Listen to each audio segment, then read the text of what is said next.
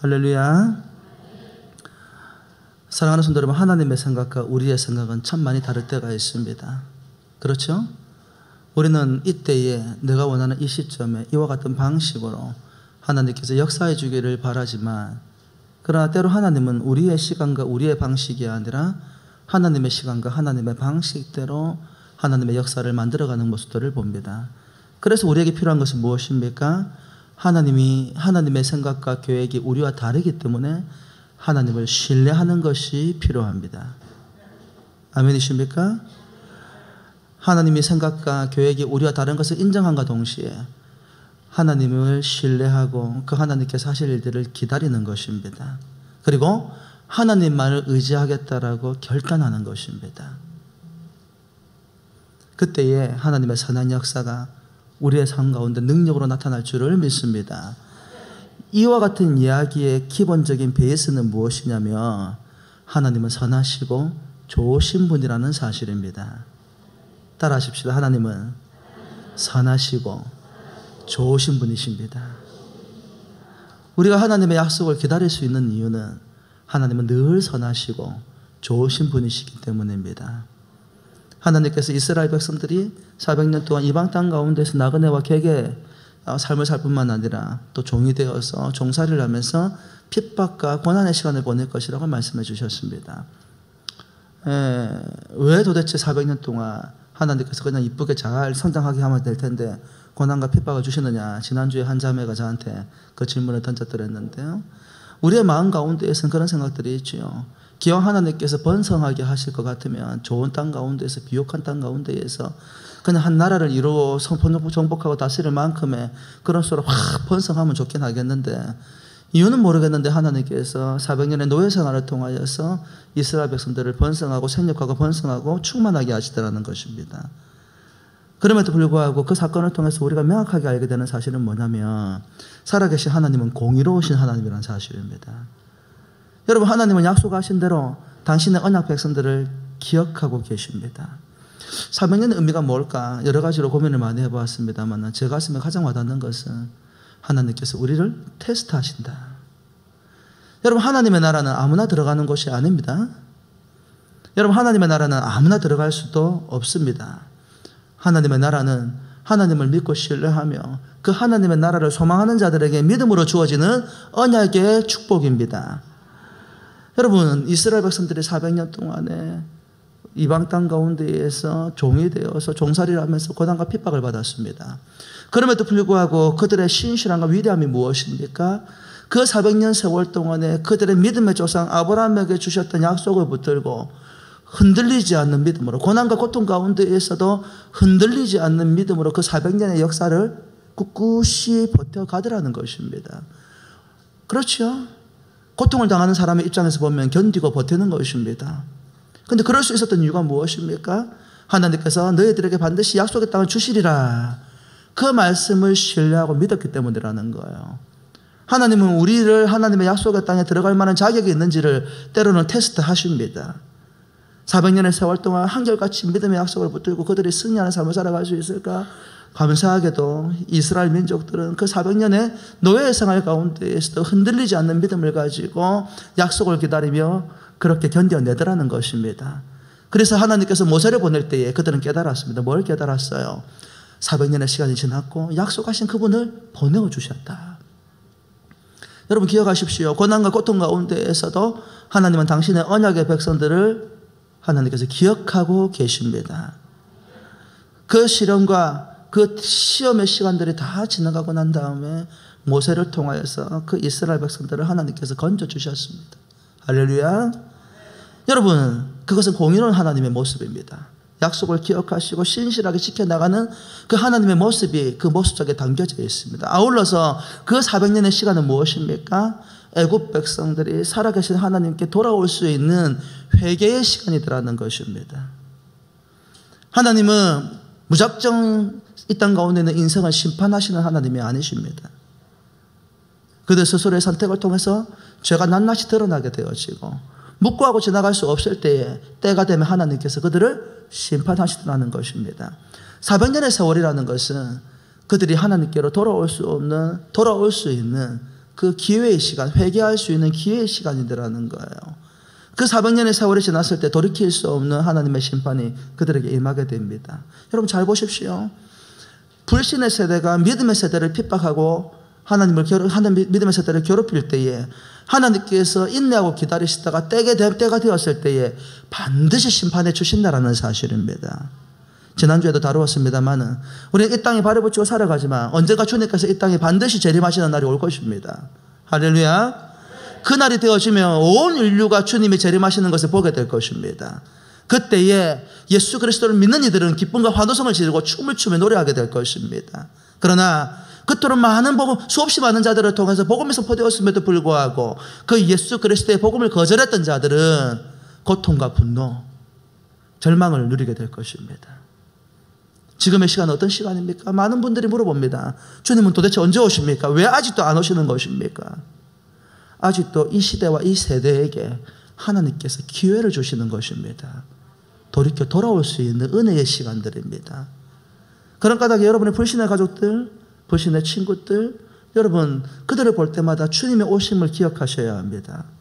내가 사랑하는 이들이 주님을 믿지 않는다고 한다면 그 마지막 세대에 그들은 주님의 심판대 앞에서 우리가 춤추고 노래 부를 때에 그들은 절망하게 될 것입니다. 아울러서 믿음의 사람들이 세상과 동화되어서 주님께서 이 땅을 심판하실 때에 그 심판날에 그들과 함께 심판받지 않도록 주의를 기울여야 합니다.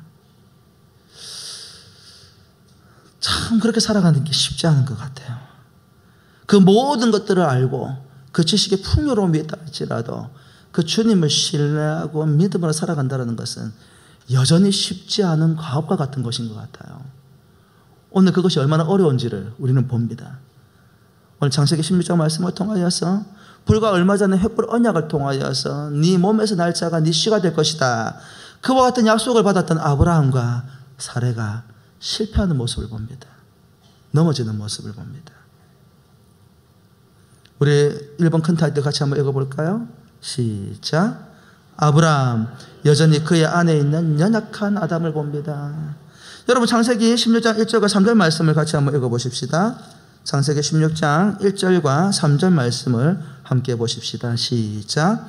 아브라함의 아내 사레는 출산하지 못하였고 그에게 한 여종이 있으니 애굽 사람이요 이름은 하갈이라. 사레가 아브라함에게 이르되 여호와께서 내 출산을 허락하지 아니하셨으니 원하건대 내 여종의 길에 들어가라. 내가 혹 그로 말미암아 자녀를 얻을까 하노라 하매 아브라함이 사레의 말을 들으니라. 아브라함의 아내 사레가 그 여종 애굽 사람 하갈을 데려다가 그 남편 아브라함에게 첩으로 준 때는 아브라함이 가나안 땅에 거주한 지 10년 후였더라. 하나님의 약속을 기다렸던 아브라함과 사레의 현실은 자신들이 기대했던 것과 많이 달랐습니다. 우리가 지난 시간에 살펴보았습니다만 이때가 벌써 10년의 세월이 지나고 난 다음이었습니다.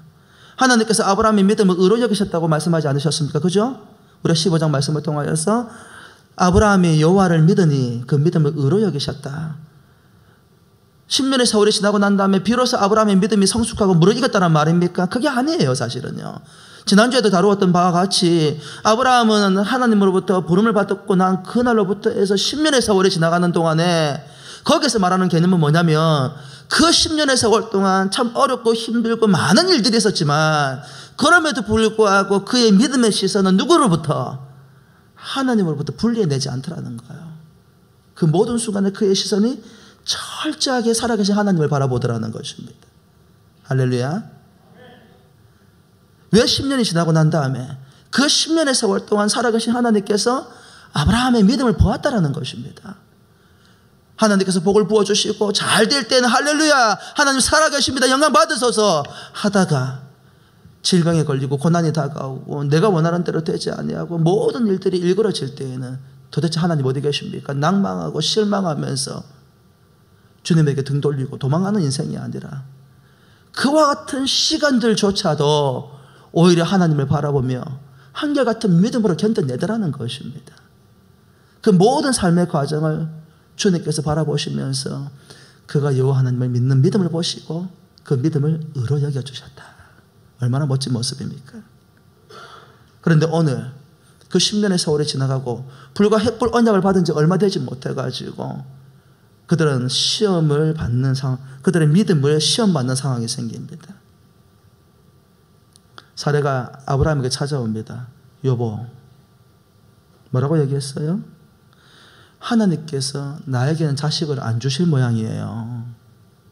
그러니 하갈을 통해 가지고 자녀를 얻으십시다. 아브라함과 사례에게는 두 갈래 길이 있습니다. 그 길은 무엇입니까? 하나는 하나님의 약속을 끝까지 기다리고 인내함으로 하나님의 예비하신 것들을 받는 것과 눈앞에 있는 현실적인 방법으로 그 문제를 해결하는 것입니다. 여러분, 하나님께서 원하는 길이 무엇이었을까요? 10년의 세월이 지나가면서 아브라함도 지쳤고 사례도 지쳤습니다. 불과 얼마 전에 햇불 언약을 통하여서 하나님께서 아브라함에 명확하게 말씀해 주셨습니다. 네 몸에서 날 씨가 네 씨가 될 것이다. 그 말은 아브라함에게만 주신 말씀입니까? 제가 주석들을 살펴보니까 어떤 주석에는 사례가 지금 이와 같은 선택을 한 이유가 아브라함에게만 그 약속을 주셨고 사례에게는 주지 않았기 때문에, 사례가 그런 약속을 몰랐기 때문에 이 선택을 했다고 말하는 주석도 있어요. 근데 그건 그렇게 보기 어려워요. 왜냐하면 아브라함이 살아계신 하나님을 만났을 때에 그는 인격적으로 하나님께서 어떻게 인생을 이끌어 가신지를 알고 있었어요. 남자와 여자의 관계에 대해서 알았다고 보는 게 맞아요. 여러분, 성경적 관점에서 볼 때, 어제도 우리가 결혼식 2건 있었습니다만은, 결혼이란 제도의 의미가 무엇입니까? 여러분, 하나님께서 인간을 지으실 때에 아담도 흙으로 빚으시고 하와도 흙으로 빚지 않으셨어요. 알고 계시지요? 모르세요? 왜 모르는 척 하십니까? 하나님께서 아담을 흙으로 빚고 난 다음에 어떻게 하와를 지으셨습니까? 그 갈빗대를 취해서 흙으로 지으셨어요. 여러분, 결혼의 본질이 무엇입니까? 원래의 한 몸이었는데 떨어져 있던 이들이 다시 만나가지고 본래의 모습으로 돌아간 현상입니다. 그걸 우리가 결혼이라고 이야기하거든요. 여러분, 아담에게 준 약속은 하와에게 준 약속이고, 아브라함에게 준 약속은 한 몸이 누구에게도, 하와에게도 준 약속이라는 거예요. 성경이 뭐라 말합니까? 내 부모를 떠나 한 몸을 이룰지니라. 부부는 분리할 수 없는 한 몸입니다.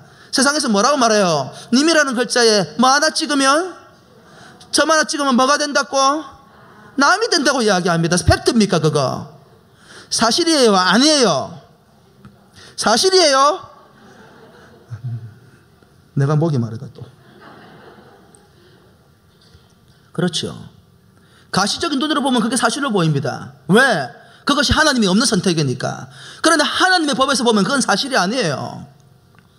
부부는 분리될 수 없는 존재입니다. 왜 하나님께서 이 사람과 나를 만나서 한 가정과 한 남편과 아내로 삼게 하셨는지, 우리가 천국 가야 그 사실을 알 수 있을는지 몰라요. 하지만 적어도 우리가 함께 만나서 결혼했다고 한다면 그 하나님께서 결혼이라는 제도를 통하여서 분리되었던 우리의 삶을 내 한 갈빗대를 만나게 하셨다고 믿어야 되는 거예요. 그래서 뭐라고 말씀하십니까? 하나님께서 짝지으신 것을 나눌 자가 없다라고 성경이 이야기했단 말이에요. 나누어지는 것은 무엇 때문이냐? 바로 죄의 영향력이라는 거예요. 죄는 우리가 하나라는 사실을 잊어버리게 만듭니다. 아브라함에게 주신 약속은 아브라함에게 준 약속이 아니에요. 네 몸에서 날짜가 네 씨가 될 것이라는 말은 아브라함뿐만 아니라 누구에게도 동일하게 해당이 되는 말입니까? 사례에게도 동일하게 해당이 되는 말이라는 거예요, 사실은. 그럼에도 불구하고 뭐에 부딪힌 거예요? 현실의 벽에 부딪힌 거예요. 많은 그리스도인들이 이 현실의 벽에 부딪혀서 하나님께서 약속하신 것을 기다리기보다도 눈앞에 있는 손쉬운 방식으로 그 문제를 해결하려고 하는 경향성들이 누구에게도 보이더라는 거예요. 아브라함과 사례에게서도 보여지더라는 거예요. 우리는 아브라함과 사례의 모습을 통해서 하나님께서 처음 지었던 한 인류의 모습을 봅니다. 창세기 3장 6절 말씀 같이 한번 들여다볼까요? 시작. 여자가 그 나무를 본즉 먹음직도 하고 보암직도 하고 지혜롭게 할 만큼 탐스럽기로 한 나무인지라. 여자가 그 열매를 따먹고 자기와 함께 있는 남편에게도 주매 그도 먹은지라. 여러분, 인류의 역사상 우리는 가장 안타깝고 괴로운 순간을 지금 방금 전에 우리는 목도했습니다. 하나님께서 금하신 금단의 열매, 그 열매를 먹지 아니하고 하나님께 동산중앙에서 오신 생명의 열매를 계속 먹었더라면 지금 우리가 어떤 모습으로 살아가고 있을까요?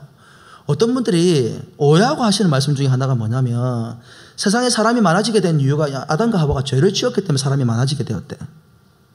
그게 뭔 논리인지 잘 모르겠어요. 여러분, 아담과 하와가 죄를 안 지었으면 에덴 동산에 아담과 하와밖에 없었을까요? 온 세상에는 아담과 하와밖에 없었을까요? 아닙니다. 하나님께서 아담과 하와에게 주신 명령을 잘 들여다보십시오. 뭐라고 말씀하셨어요? 생육하고 번성하여 땅에 충만하라 하셨어요. 누구에게? 아담과 하와에게. 저와 여러분들이 이 세상에 살고 있을까요? 안 살고 있을까요? 아담과 하와가 죄를 안 지었으면 저와 여러분들이 이 세상에 살고 있을까요? 안 살고 있을까요? 확신이 없으십니까? 여러분, 저와 여러분들은 살고 있을 것입니다. 이 세상에. 그런데 지금과는 다른 모습일 것입니다. 서영렬 목사의 배는 이렇게 나오지 않았을 것입니다. 키가 큰지 작은지 고민하고 있지 않을 것입니다. 우리의 삶에 불편하고 부당한 모든 것에 대한 인식은 죄로부터 시작이 되어진 것입니다. 아담과 하와가 죄를 짓지 않았다면 어떤 죄의 영향력도 없이 우리는 하나님의 통치하고 다스리는 나라 가운데에서 참된 즐거움과 행명, 영생이라는 생명을 누리고 살아가고 있을런지도 모르지요. 근데 무슨 일이 벌어졌습니까? 하와가 사단의 유혹에 빠져가지고 하나님께서 금하신 금단의 열매를 따먹고 말았단 말입니다. 그리고 그 열매를 들고 누구에게 가지고 왔어요? 아담에게 왔어요. 여러분, 너무너무 역사적인 순간입니다. 하와가 금단의 열매를 따먹은 것도 참 마음 아픈 이야기인데, 만일에 그 순간에 아담이 하나님께서 먼저 지으신 자로서 한 가정의 가장으로서의 책무를 다 할 수 있었다고 한다면, 하와가 금단의 열매를 들고 와서 여보, 이거 너무 특별한 음식인 것 같아. 들어보니까 이거 먹으면 눈이 밝아지고 지혜가 밝아져서 하나님처럼 된대. 당신도 먹어봐. 그랬을 때야 아담이 뭐하노니 지금? 지정씨가 하나님께서 금하신 것을 니 왜 따먹었는데?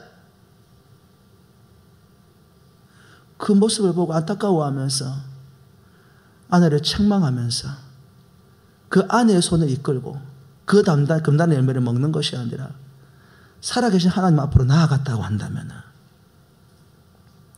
그 죄에 대한 책임을 여전히 물으시는지는 몰라도 만일 그랬다고 한다면 저와 여러분들은 어떻게 살고 있을까요? 이미 지나간 과거고 돌이킬 수 없는 과거긴 합니다만 그런 것들을 들여다보면 어떤 결과가 되었을까요?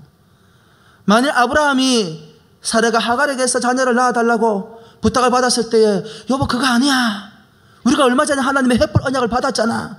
여러분, 하나님이 주신 언약을 아브라함과 사레는 반드시 공유했을 것입니다. 모르지 않았을 거예요. 네 몸에서 날 씨가 네 씨가 되라는 이야기를 공유했을 거란 말이에요. 하나님께서 뭐라고 말씀하셔서 당신과 나를 통해서 비록 당신도 늙었고 나도 늙었고 당신의 경수가 끊어져서 자녀를 생산할 수 없는 몸이라 할지라도 우리 하나님은 살아계시고 신실한 하나님이시기 때문에 반드시 기다리고 인내하면 이루어 주실 거야. 여보, 그러지 말자. 기다리자고 말을 했다고 한다면 무슨 일이 벌어졌을까요?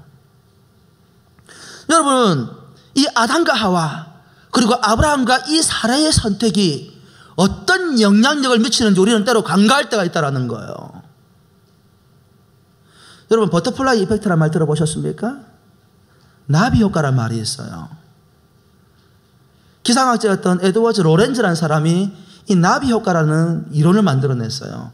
이 이론이 뭐냐면 물리적인 법칙인데, 중국에서 나비 한 마리가 팔랑 하고 날개짓을 하며 그 날개짓의 영향이 어떤 방식으로 나타날 수 있다는 거예요. 중국에서 나비 한 마리가 팔랑 하고 날개짓을 했는데 그 날개짓이 영향을 미쳐가지고 미국에서는 허리케인이 될 수 있다는 거예요. 태풍이 몰아칠 수 있다는 거예요. 그걸 뭐라고 이야기하냐면 버터플라이 이펙트, 나비 효과라고 이야기해요. 그 물리적인 이론이, 기상학적인 이론이 정치, 경제 모든 영역에 있어가지고 작은 선택 하나가 엄청난 파장을 일으키는 것을 우리는 나비 효과라고 이야기합니다. 여러분, 아담과 아브라함의 선택을 통해서 우리가 뭘 깨닫게 되냐면, 여러분, 인간적으로 보면 겨우 한 사람, 두 사람의 선택입니다. 그렇지 않습니까? 겨우 아담 한 사람의 선택이에요. 겨우 아브라함 한 사람의 선택이라고요. 그런데 아담 한 사람의 선택이 인류에 미친 영향력이 무엇입니까? 로마서 5장 15절 말씀에 뭐라고 얘기합니까? 곧 한 사람의 범죄로 인하여 많은 사람이 죽었은즉 겨우 한 사람이 한 선택에 불과한데 그 아담 한 사람의 선택 때문에 온 인류가 죄의 고통으로 말미암아서 죽음의 두려움으로 벌벌벌 떨고 살게 되었다라는 거예요. 아브라함의 한 사람의 선택은요, 갈라디아서 그 문제를 다루고 있습니다만은, 이 아브라함 한 사람의 잘못된 선택 하나가 무슨 일이 벌어집니까? 하갈을 통해서 이스마엘이 나오고, 이스마엘은 약속의 언약의 자녀가 아니에요. 약속의 자녀가 아니에요. 육체적인 자녀라고 이야기한다고요. 육체로 말미암아 난 자다. 갈라디아서 그렇게 이야기하고 있단 말이에요. 그러나 이삭과 이스마엘은 형제라고 이야기합니다. 이 두 형제의 국가가 끊임없이 형제가 쥐주고 볶고 싸우고 지금까지 대항하고 살아간다라는 거예요. 누구의 잘못된 선택 하나 때문에? 아브라함의 잘못된 선택 하나 때문에. 이 땅을 살아가는 수없이 많은 사람들이, 이 땅의 삶을 살아가는 많은 그리스도인들이 나 한 사람의 영향력을 과소평가하고 있다 이 말이에요. 오늘을 믿음으로 살아가는 우리의 선택 하나가 우리의 삶에 미치는 파장에 대해서 지극히 과소평가하는 경향선들이 있다는 거예요.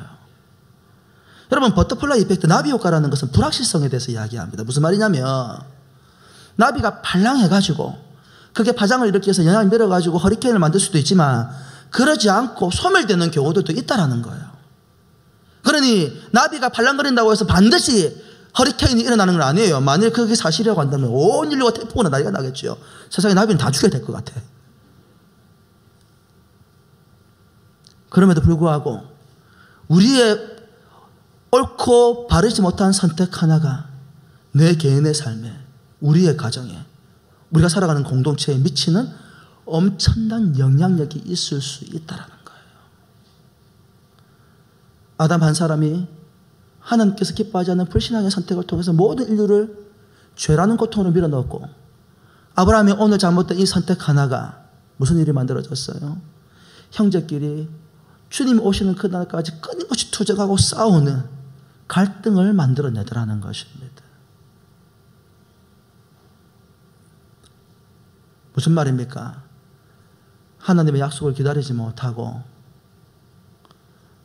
우리가 현실적인 방법으로 문제를 해결하려고 할 때에 우리는 큰 낭패를 경험하게 된다는 거예요. 창세기 16장 1절과 3절 말씀 같이 한번 읽어볼까요? 시작. 아브라함의 아내 사레는 출산하지 못하였고 그에게 한 여종이 있으니 애굽 사람이요 이름은 하갈이라. 사레가 아브라함에게 이르되 여호와께서 내 출산을 허락하지 아니하셨으니 원하건대 내 여종에게 들어가라. 내가 혹 그로 말미암아 자녀를 얻을까 하노라 하매 아브라함이 사레의 말을 들으니라. 아브라함의 아내 사레가 그 여종 애굽 사람 하갈을 데려다가 그 남편 아브라함에게 처벌을 준 때는 아브라함이 가나안 땅에 거주한 지 10년 후였더라.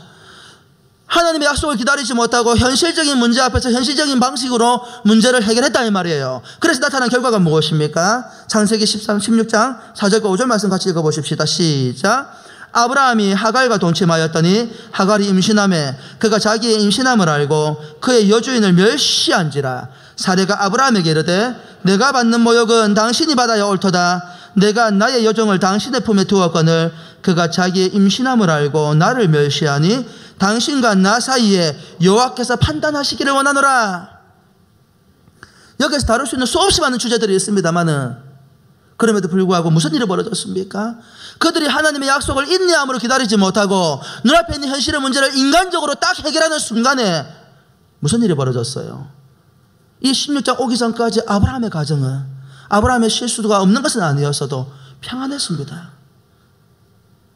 하나님께서 약속이라는 그 하나님의 언약을 보호막으로 삼고 신뢰하며 믿음으로 살아갔던 아브라함의 가정을 평안케 하시고 지켜주시고 인도해 주시더라는 거예요. 그런데 그와 같은 삶을 살아가는 그들이 하나님의 언약을 신뢰하지 못하고 그 언약의 장막을 벗어나서 현실 앞에서 현실적인 방식으로 문제를 해결하려고 달려드는 순간에 문제가 해결되는 것이 아니라 무슨 일이 벌어졌지요? 평안하던 가정 가운데에서 혼란이 일어나더라는 거예요.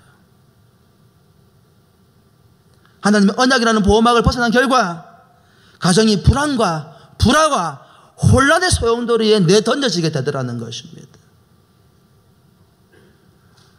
우리는 하루하루를 살아가는 우리의 선택에 대해서 굉장히 무가치하고 별 의미 없는 것으로 던져버리는 경향성들이 있습니다. 뭔가를 선택해놓고 뭐 할 수 없지, 뭐 어떡하겠어, 이미 끝난 일인데. 그렇지 않습니다. 할 수 없지 끝난 일이 아니라 그 내 잘못된 선택 하나가 돌고 돌고 돌아서 우리의 삶에 큰 어려움으로 다가오더라는 거예요. 왜 이런 일이 벌어진 것입니까? 하나님의 언약의 백성이 약속을 따라 난 자가 약속을 따라 살아가지 아니하고 육체로 난 자를 따라 살아갔기 때문입니다. 우리는 어디에 속해 있습니까? 가로 1번 같이 읽어볼까요? 시작. 육체를 따라 난 자가 있다, 이 말입니다. 여러분, 이 육체를 따라 난 자라는 것은 이 이삭과 이 사레와 하갈의 사건을 가지고 갈라디아 4장에서 다루고 있는 표현입니다. 하갈의 삶에 대해서 육체를 따라 난 자라고 이야기하고 사례에 관련해 가지고 약속에 따라 난 자라고 굉장히 표현을 하고 있어요. 창세기 16장 4절과 6절 말씀 같이 읽어볼까요? 시작. 아브라함이 하갈과 동침하였더니 하갈이 임신하매 그가 자기의 임신함을 알고 그의 여주인을 멸시한지라. 아브라함이 사레에게 이르되 당신의 여종은 당신의 수중에 있으니 당신의 눈에 좋을 대로 그에게 행하라며 사레가 하갈을 학대하였더니 하갈이 사레 앞에서 도망하였더라. 여러분, 갈라디아 4장에서는 이 하갈의 삶에 대해서 육체를 따라 난 자다, 약속을 받지 못한 자다, 그렇게 이야기합니다.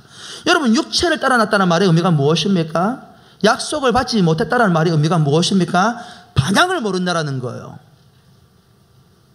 어떻게 살아야 하는지, 어디로 가야 하는지 방향을 모르고 살아가고 있다는 의미가 육체를 따라 났다, 약속을 받지 못했다라는 말의 의미를 가지고 있어요. 여러분에게 질문을 던져볼까요?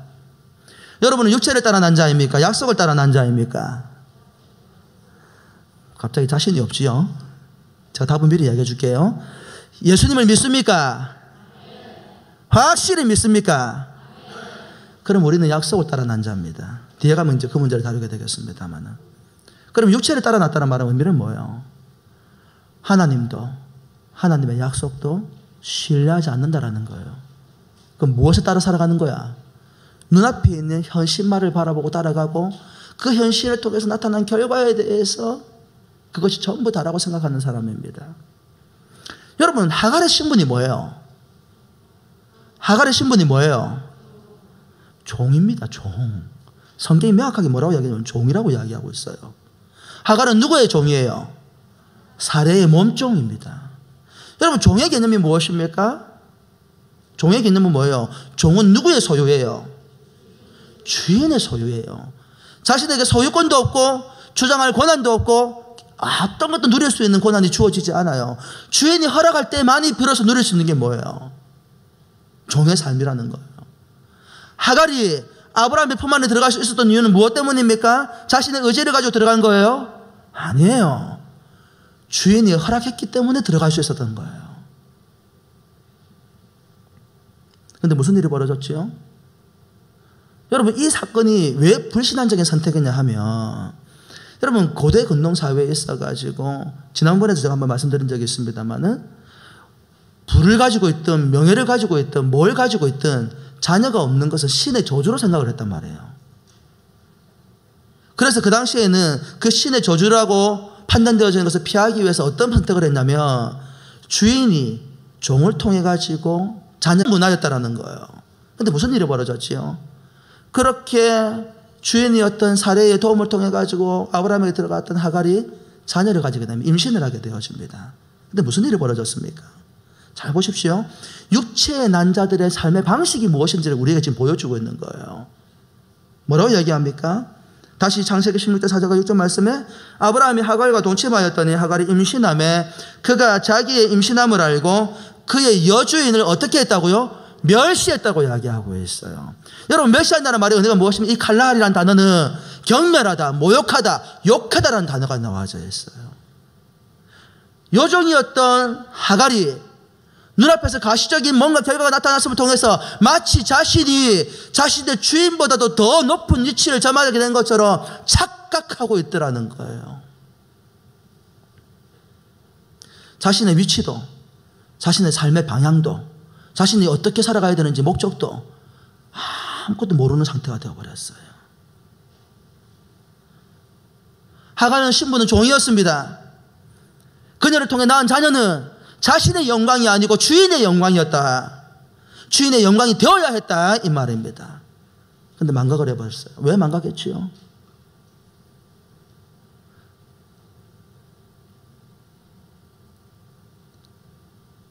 여러분, 하갈과 이스마엘은 상징적으로 무엇을 의미하는 것입니까? 하나님의 존재를 부정하고 자연의 법칙과 인간의 노력으로 무엇인가를 성취할 수 있다고 믿는 오늘 이 시대를 살아가는 불신의 세대를 이야기한다 이 말이에요. 불신의 세대들은 자연의 법칙대로 인간의 노력을 통해서 무엇인가를 성취할 수 있다고 믿습니다. 그리고 그것을 성취하는 순간 그 자신이 인생의 주인이 되어버립니다. 그리고 심지어는 하나님의 약속의 자녀까지도 경멸하고 모욕하고 욕을 합니다.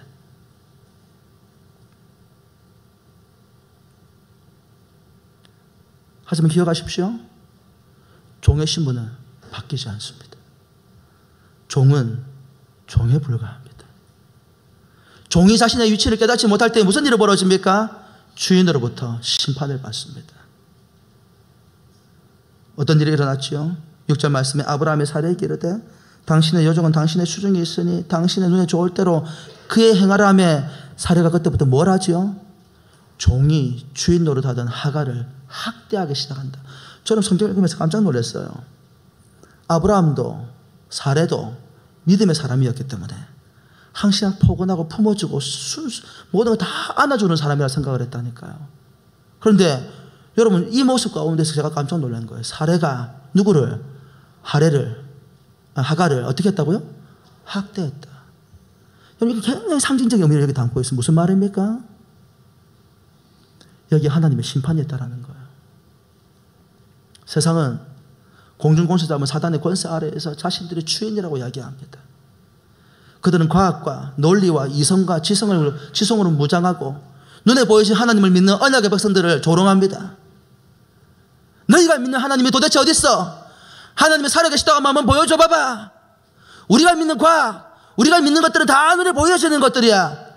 집, 명예, 권력, 그들이 가지고 있는 모든 것들을 가지고 우리에게 보여주면서 너희가 믿는 하나님은 그 정도밖에 안 되는 거야. 그와 같은 상황 가운데에서 많은 그리스도인들이 위축을 당합니다. 그들의 말이 마치 사실인 것처럼 우리에게 인식이 되어집니다. 그래, 저게 사실이 아닐까? 저들이 믿는 것들은 논리적이고 과학적이고 합리적인 방식으로 다 증명이 되는데 우리가 믿는 하나님은 도대체 어디 계신 것이지? 더 나아가 하나님이 없는 불시대 세대는 저렇게 잘 살고 잘 먹고 잘 살고 있는데 왜 하나님을 믿는 우리는 이렇게 비참하게 삶을 살아가고 있는 거지? 그러면서 우리는 혼돈을 느낍니다. 때로는 낙담합니다. 그래서 그들의 이야기에 귀를 기울이고 그들이 원하는 방식대로 우리의 발걸음들을 옮겨나가기 시작을 합니다. 그래, 저게 합리적인 거지. 저게 과학적인 거지. 저게 객관적인 거지.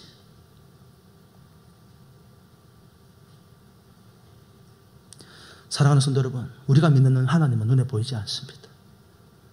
과학적으로 논리적으로 증명해낼 수도 없습니다. 왜냐하면 하나님은 인간의 이성 위에 초월해 계시는 존재이기 때문입니다. 인간의 과학과 이성과 논리를 가지고 설명할 수 있다고 한다면 그분이 어떻게 하나님일 수가 있겠습니까? 우리는 객관적으로 검증해내지 못할 수도 모릅니다. 그럼에도 불구하고 한 가지 분명한 사실이 있습니다. 하나님은 살아계십니다. 할렐루야. 그리스도 예수는 우리의 죄를 짊어지고 십자가에 못 박혀 돌아가셨고 죽으시고 부활하셨습니다. 오가는 모든 세대가 그 예수 그리스도를 믿는 믿음을 통하여서 영원한 하나님의 생명을 얻게 되었다 이 말입니다. 여러분, 육체로 난 자들은 하나님을 알지 못합니다. 하나님의 약속을 기억하지도 못하고 알지도 못합니다. 그래서 그들은 눈앞에 보이는 가시적인 삶을 통하여서 모든 것이 이루어져야 되고 그것이 성취되었을 때에 자신들을 승리자라고 이야기합니다. 하갈은 하나님의 언약을 알지 못했습니다. 육체적인 방식으로 자신이 원하는 것을 얻었고 그 결과가 나왔을 때에 그것으로 자신이 승리했다고 주장을 했다 이 말입니다. 그런데 무슨 일이 벌어졌지요? 여호와 앞에서 판단하라.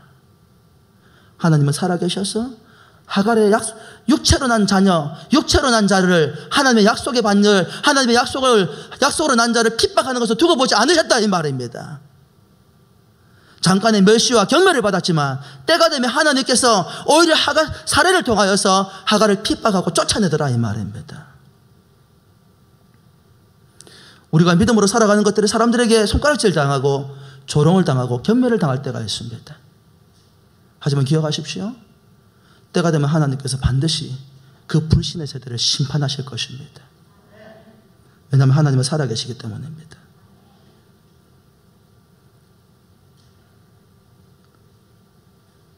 그들은 눈에 보이는 가시적인 성과로 보이지 않는 하나님을 믿는 믿음의 세대를 모욕하고 경멸합니다.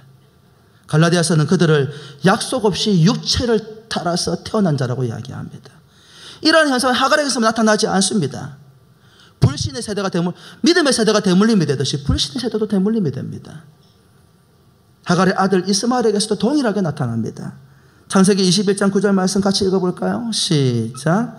사라가 본즉 아브라함의 아들 애굽 여인 하갈의 아들이 이삭을 놀리는지라.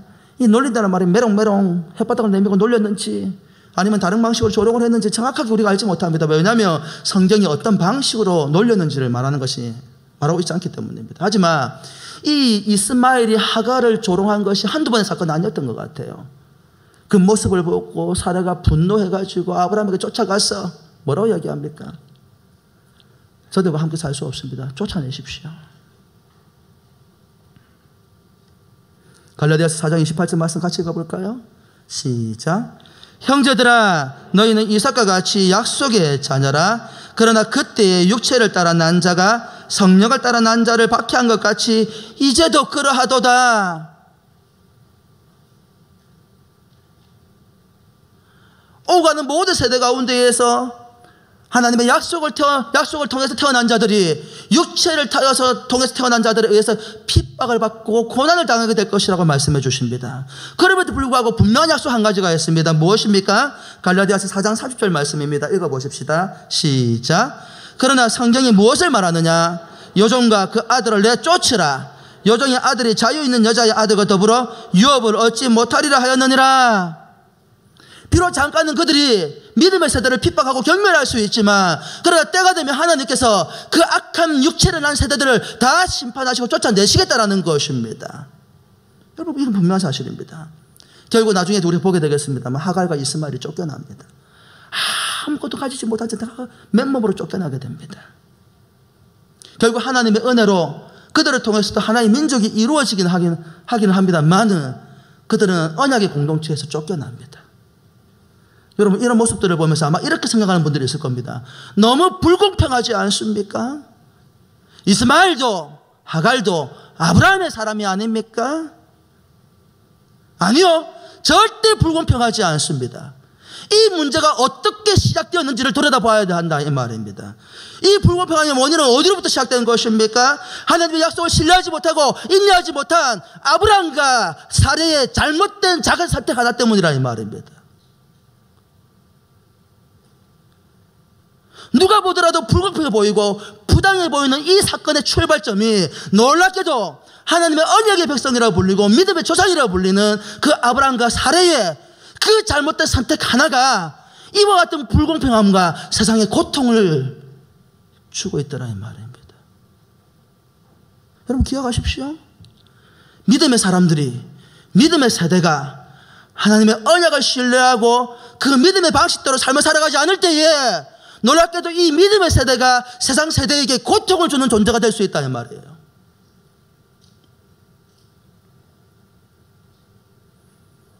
저와 여러분들이 하나님의 약속을 신뢰하며 인내하고 주님의 말씀을 붙들고 믿음으로 살아가지 않으면 우리의 잘못된 선택 하나가 불공평함과 부당함과 세상의 고통으로 영향력이 될 수 있다는 거예요. 이런 모습들이 한국 사회에서 외국은 잘 모르겠고 교회를 통해서 지금도 나타나고 있지 않습니까?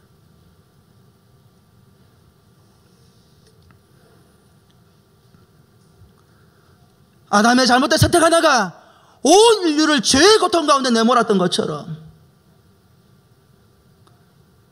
아브라함의 잘못된 선택 하나가 이스마엘의 후손과 이삭의 후손이 끊임없이 다투고 분쟁하고 싸우는 전쟁터로 내몰았던 것처럼 오늘 예수 그리스도를 믿는 믿음을 가지고 있다고 말하는 저와 여러분들의 잘못된 선택 하나가 우리의 가족, 우리의 형제, 우리의 이웃들에게 어떤 고통에 영향력이 될는지 우리는 가늠하지 못합니다. 그래서 약속을 따라 난 자들의 삶은 달라야 합니다. 어떻게 달라야 합니까? 갈라디아서는 그리스도 예수를 말미암아 우리도 약속의 자녀라고 말씀해 주십니다. 갈라디아서 4장 28절 말씀에 뭐라고 이야기합니까? 같이 읽어보십시다. 시작. 형제들아 너희는 이삭과 같이 약속의 자녀라. 이와 같이 이삭이 아브라함의 약속을 통해서 태어나서 약속의 자녀가 되어진 것처럼 저와 여러분들도 하나님의 언약에 근거해서 예수 그리스도를 말미암아 이 약속의 자녀의 반열 안에 들게 되었다 이 말이에요. 이와 같이 약속의 자녀가 된 우리는 어떻게 살아야 합니까? 고린도후서 7장 1절에 뭐라고 말씀을 하십니까? 같이 한번 읽어보십시다. 시작. 그런즉 사랑하는 자들아 이 약속을 가진 우리는 하나님을 두려워하는 가운데에서 거룩함을 온전히 이루어 육과 영의 온갖 더러운 곳에서 자신을 깨끗하게 하자. 하나님의 말씀이, 하나님의 언약의 장막이 우리의 삶을 거추장스럽게 만들고 올가매는 것처럼 보여지지만 놀란 사실은 뭐냐면 그 약속의 장막이 그 약속의 언약의 장막 안에서 믿음으로 살아가는 삶이 오히려 우리의 삶을 안전하게 보여주시는 하나님의 방편이 되더라는 거예요. 우리가 왜 약속의 자녀로서 거룩하게 살아가야 하는 것입니까? 거기에 대한 분명한 답이 있습니다. 히브리서 10장 36절에 뭐라고 말씀하십니까? 같이 한번 읽어볼까요? 시작. 너희에게 인내가 필요함은 너희가 하나님의 뜻을 행한 후에 약속하신 것을 받기 위함이라. 할렐루야. 왜 오늘 믿음으로 살아가는 저와 여러분이 이 믿음의 세대가 인내함으로 비록 눈앞에 있는 현실과 내가 원하는 것과 매칭이 되지 않는다 할지라도 인내함으로 주님의 약속을 기다려야 합니까? 주님이 주시는 그날까지 내 섣부른 인간적인 판단으로 선택하지 아니하고 눈앞에 있는 현실과 타협하지 아니하고 주님께서 이루실 것을 믿으며 말씀에 순종하여 하루하루를 살아갈 때에 때가 되면 이 인내를 통하여서 우리가 하나님의 뜻을 행한 모든 것에 대한 하나님의 주시면 약속하신 그 모든 것들을 누릴 수 있는 특권이 저와 여러분들에게 주어져 있다는 거예요. 믿음의 사람의 인내가 그래서 중요합니다. 아담과 아브라함을 통해서 하나님 우리에게 뭘 보여주십니까? 하나님의 약속을 기다리지 못하고 현실과 타협하여 잘못된 그 순간의 선택과 겨우 한 사람의 선택이 민족과 민족이 끊임없이 투쟁하고 싸우고 전쟁을 벌이는 안타까운 일로 나타났다는 것을 우리에게 보여주고 있어요. 사랑하는 성도 여러분, 여러분의 말 한마디, 여러분의 행동, 여러분의 걸음 하나를 절대 가볍게 생각하시면 안 됩니다. 절대 가볍게 생각하시면 안 됩니다. 여러분이 생각하고 여러분이 보고 여러분이 말하고 행동하는 것이 저와 여러분의 인생에 어떤 영향력이 되는지 우리는 가늠하지 못합니다. 다만 한 가지 분명한 약속이 있습니다. 이삭이 아브라함의 약속을 받은 자로서 태어난 것처럼 저와 여러분들도 예수 그리스도를 믿는 믿음을 통하여서 그리스도 안에서 하나님의 언약을 받은 자로서 이 땅의 삶을 살아가고 있습니다. 그와 같은 우리가 그리스도 안에서 하나님 말씀에 순종하여 하나님이 기뻐하는 방식의 삶을 살아갈 때에, 하나님의 뜻하는 바를 행하며 살아갈 때에, 내가 원하는 때에 내가 원하는 방식대로 이루어지지 않음에도 불구하고 우리의 믿음을 굽히지 아니하고 주님을 신뢰하며 나아갈 때에, 때가 될 때에 무슨 일이 벌어진다고요? 하나님께서 약속하신 것을 분명히 받게 될 것입니다. 그때에는 여러분의 날은 다를 것입니다. 조롱하는 세상이 여러분들을 부러워하게 될 것입니다. 우리의 믿음을 경멸하던 세상이, 육체를 따라 난 자들이 여러분들을 굉장히 사모하게 될 것입니다. 오늘 여러분의 선택을 귀하게 여기시기를 주의 이름으로 축복합니다. 주님 앞에서 믿음의 선택을 하십시오. 그리고 때가 되면 하나님이 허락하신 은혜와 복을 누리시는 저와 여러분의 삶이 되기를 주 예수 그리스도 이름으로 축원합니다. 기도합시다.